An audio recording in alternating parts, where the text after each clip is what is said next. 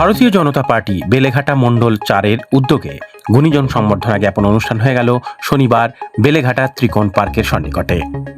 অনুষ্ঠানের প্রধান উদ্যোক্তা মণ্ডল সদস্যা রীতা দেবনাথ। সমাজে বিভিন্ন ক্ষেত্রে নিজস্ব কর্মদক্ষতা, নিষ্ঠা ও অবদানের মাধ্যমে যারা সমাজকে সমৃদ্ধ করেছে সেই সব গুণীজনদের প্রতি শ্রদ্ধা নিবেদন ও সম্মান প্রদর্শন করাই ছিল এই অনুষ্ঠানের একমাত্র লক্ষ্য। অনুষ্ঠানে প্রধান অতিথি হিসেবে এদিন উপস্থিত ছিলেন বিজেপি নেত্রী ডাক্তার অর্চনা মজুমদার, মণ্ডল সভাপতি শানি সর্দার, বিশিষ্ট অভিনেতা তথা হিউম্যান রাইটস সিপিডিআর-এর মানবাধিকার সংগঠনের সভাপতি বিপ্লব ঘোষ, বিশিষ্ট চিত্রশিল্পী পার্থ চ্যাটার্জি সহ বহু বিশিষ্ট ব্যক্তিবর্গ। অনুষ্ঠানে মঞ্চ থেকে প্রায় 50 জন সমাজের বিভিন্ন ক্ষেত্র থেকে বিশিষ্ট ও গুণীজনদের সম্বর্ধনা জ্ঞাপন করা হয়। সবাই স্থানীয়, এখানকারই, আমরা বাইরে থেকে কাউকে ডাকি। যে মানুষগুলো যেমন একটি মেয়ে ফুটবলার, সে ফুটবলার হিসেবে যথেষ্ট তার অবদান আছে এবং সাকসেসফুল কিছু হলো, সে চাকরিটাও পায়নি। কোথায় তাকে বলা হয়েছে, ঘোষণা করা হয়েছে তার জীবন যৌবন থেকে চাকরির বয়স পেরিয়ে গেছে, চাকরিটা পাই। এইভাবে প্রত্যেকেই কম বেশি কোনো না কোনো জায়গায় প্রতারিত হয়েছে, বঞ্চিত হয়েছে। বা সম্মান, গুণী লোকেদের যদি গুণের কদর না হয় তাহলে বোধহয় সেই সমাজে উন্নয়ন সময় নেয়। তো এই রাজ্যে আগে যে প্রশাসকরা ছিল, তাদের যারা আত্মীয় স্বজন, বন্ধু বান্ধব, পরিচিত বা কেউ টাকা পয়সা দিয়ে কোনোভাবে কাটমানি সিন্ডিকেট করেছে, তারা যোগ্য না হলেও তারা বড় জায়গায় চলে গেছে। কিন্তু সত্যিকারের যারা গুণী বা যারা ডিজার্ভ, তাদের ডিজার্ভ অনুযায়ী তারা পায়নি। তো এই জায়গা থেকে আজকে পশ্চিমবঙ্গ ঘুরে দাঁড়িয়েছে। এখন সুশাসনের সরকার, বিজেপির সরকার, মানুষের সরকার।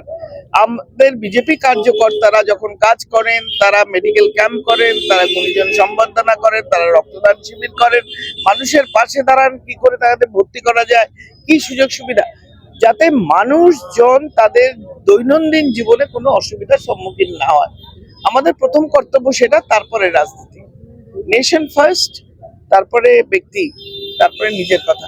সুতরাং সেই জায়গায় দাঁড়িয়ে বিজেপির এই আয়োজন, বিশেষ করে যে মেয়েটি আমার পাশে দাঁড়িয়ে আছে, রীতা দেবনাথ, ও হলো আসল ওর প্রচেষ্টা, দিন রাত মাথার ঘাম এক করে এই অঞ্চলের 100 জন মানুষ যারা কোনো না কোনো ক্ষেত্রে শিক্ষক হোক, উকিল হোক, খেলোয়াড় হোক বা আর্টিস্ট হোক, কিছু না কিছু ভাবে সমাজকে কিছু না কিছু অবদান দিয়েছেন, তাদের আইডেন্টিফাই করে তাদের সম্মান দেওয়া, এই কাজটা ও করেছে। So credit goes to her. আমরা তো দেশ থেকে শুরু করে না,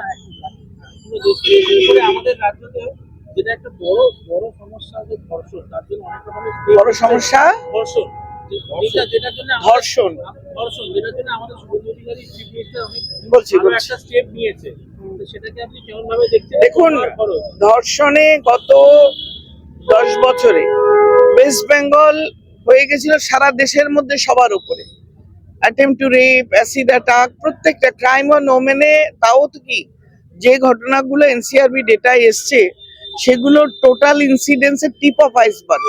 অনেক সময় ধর্ষণ হয়েছে, থানায় গেছে, বাবা মাকে বুঝিয়ে ওখানে মিটমাট করে দিয়েছে পুলিশ, পয়সা দিয়ে কিছু মিটমাট হয়ে গেছে। অনেক জায়গায় ভয় দেখিয়ে তাদের অভিযোগ করতে দেওয়া হয়নি। অনেক জায়গায় ধর্ষকের ক্ষমতা, পয়সার জোরে সে বেরিয়ে গেছে। সুতরাং যারা জেনুইন নাছোড়বান্ধা, যেমন আরজি করের মা, তারা শেষ অব্দি লড়ে গেছে। সে কজন? পশ্চিমবঙ্গে এর থেকে অনেক বেশি গুণ ধর্ষণ হয়েছে। মেয়েদের কমোডিটি হিসেবে দেখা হয়, যেখানে মুখ্যমন্ত্রী মহিলা হয়ে তার দৃষ্টিভঙ্গি মহিলাদের সম্মান না করে, রাতের বেলা বেরোবে না, গায়ে পোকা উঠেছে ঝেড়ে ফেলো, বা 40,000 20,000 ভাগ করে দেওয়া, অথবা প্রেম ছিল, সম্পর্ক ছিল, এই যে ধরনের বক্তব্যগুলো উনি রাখতেন। সবচেয়ে বড় কথা, আমরা আজ পর্যন্ত পার্ক স্ট্রিট থেকে, কামদুনি থেকে একটা ধর্ষককে আমরা ফাঁসি দিতে পারিনি, চরম শাস্তি দিতে পারিনি। আপনি কামদুনির ধর্ষকদের দেখুন, তারা সিকিউরিটি নিয়ে বাড়িতে বসে আছেন। আইনের এমন মারপ্যাচ, কোর্টের এমন, হাতে পয়সা থাকলে তারা করেছে। অথচ ধর্ষিতাকে যে বিভৎসভাবে খুন হতে হয়েছিল, 2 পা চিরে আলাদা করেছে, সারা পৃথিবী নড়ে গেছিল, বিচার হয়নি। আরজি করার ঘটনায় আপনারা দেখেছেন যে পুরো হাসপাতালের সমস্ত প্রমাণ লোপাট করেছে। তবে আমাদের সরকার পাতাল থেকে খুঁজে খুঁজে ধর্ষক, খুনি এবং ক্রিমিনালদের বের করবে, একটা একটা করে প্রত্যেকে সাজা পাবে, আমি বিশ্বাস করি।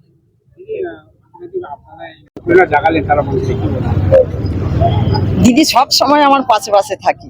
তার সাথে আমার এই ছোট্ট ভাই মন্ডল প্রেসিডেন্ট। আমি যখন যে কোনো কাজ করেছি বা যে কোনো প্রোগ্রাম করি না কেন, আমি ছোট ভাইটাকে সঙ্গে নিয়েই করি। সবাই দেখছি চারিদিকে ব্লাড ডোনেশন ক্যাম্প করছে, তা আমি তখন ভাবলাম সবাই তো ব্লাড ডোনেশন ক্যাম্প করছে, আমি একটু অন্য ধরনের প্রোগ্রাম করি। ভাবলাম যে বিশিষ্ট গুণীজন, সেটা হচ্ছে শুধুমাত্র আমার নিজের মন্ডল, লোকাল এলাকা থেকে খুঁজে খুঁজে, মানে সব রকম জগৎ থেকে, ক্রীড়া জগৎ, সাংস্কৃতিক জগৎ, অ্যাডভোকেট, টিচার্স, ডক্টর, সিঙ্গার, সব। কতজনকে দেওয়া হলো?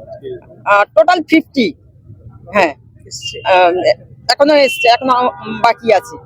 আর দ্বিতীয় কথা হচ্ছে, মানে যারা এই প্রোগ্রামের মেন পিছন থেকে সাপোর্ট করেছে, আমাকে সামনে রেখে করেছে, আমি হয়তো সামনে থেকে করেছি, কিন্তু আমার পিছনে যে মানে বিশাল একটা মানে জগৎ আছে, যে সব ভাইগুলো সাপোর্ট করেছে, তাদের জন্যই আজকে আমি এত বড় একটা প্রোগ্রাম আমি সাকসেসফুল করতে পেরেছি।